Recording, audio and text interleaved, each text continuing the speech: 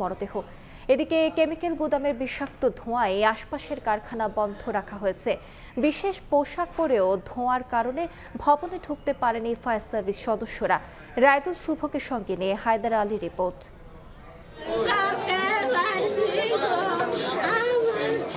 মিরপুরে ভয়াবহ অগ্নিকাণ্ডে 16 মরদেহ ঢাকা মেডিকেলের মর্গে। স্বজনহারাদের আর্তনাদে হৃদয় বিদারক পরিবেশ। 24 ঘন্টা পর ঢাকা মেডিকেলের মর্গে ছেলে রবিনের মরদেহ খুঁজে পেয়েছেন মা। তবে ছেলের মুখে মা ডাক শুনে নয়, অসংখ্য লাশের ভিড়ে অর্ধপোড়া পোশাক আর শরীরের গঠন দেখে। আমার বাবা ডিউটি যাইছে, 11টা বাজে আগুন লাগছে, কোথাও গায়ে পড়া লাগছে, ঢাকা মেডিকেল আছে। পোশাক শ্রমিক আসমাকেও খুঁজে পেয়েছেন স্বজনরা।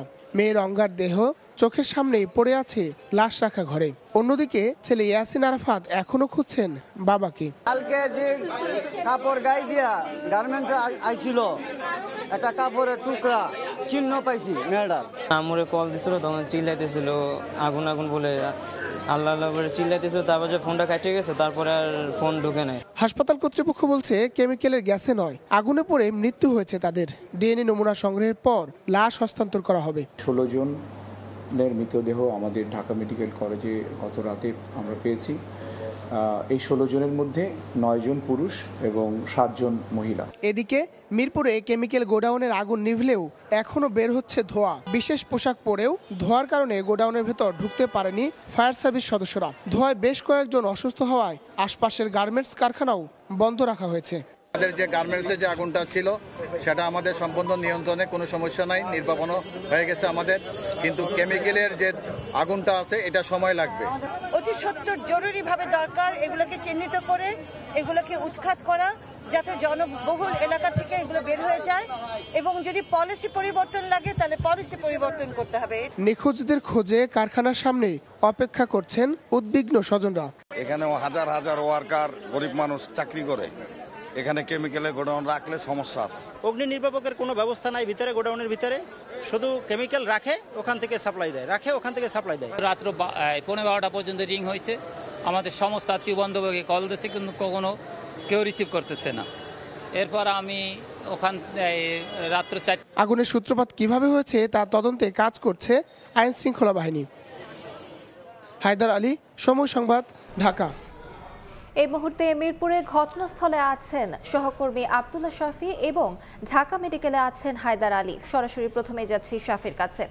শাফি,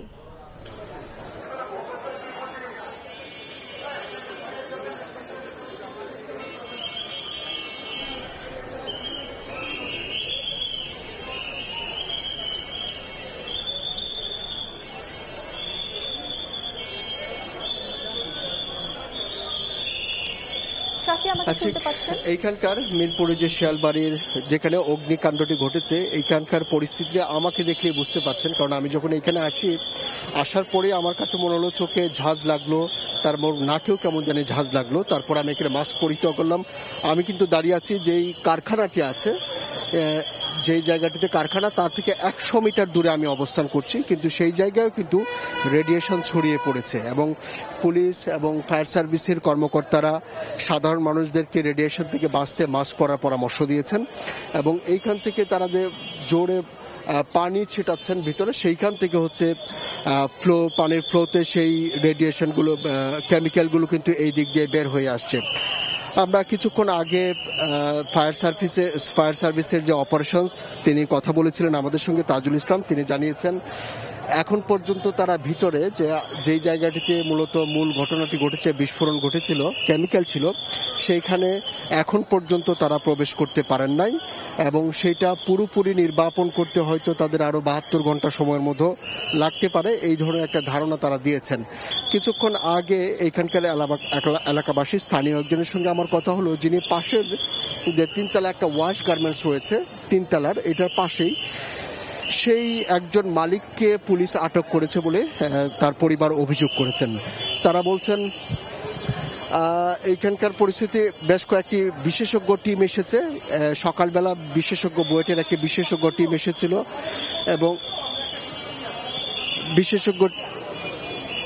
বিশেষজ্ঞ টিম এসেছিল বুয়েটের এবং তারা পরিদর্শন করে গিয়েছেন। তারা কোনো কথা বলেননি। কিছুক্ষণ আগে একটা বোস্টন কনসালটেন্সি নামে একটা প্রাইভেট কোম্পানি এসেছে, তারাও সেখানে কাছে গিয়েছেন কিন্তু ভিতরে প্রবেশ করতে পারেন নাই। ফায়ার সার্ভিসের যেই কর্মকর্তারা এখানে উদ্ধার অভিযান করছেন, তারাও নিয়মিত আসলে এখন পর্যন্ত আসলে এটা দেখভালের চেষ্টাই করছেন যে এটার পরিণতি কোন দিকে যায়, সেই বিষয়গুলোই তারা তদারকি করার চেষ্টা করছেন।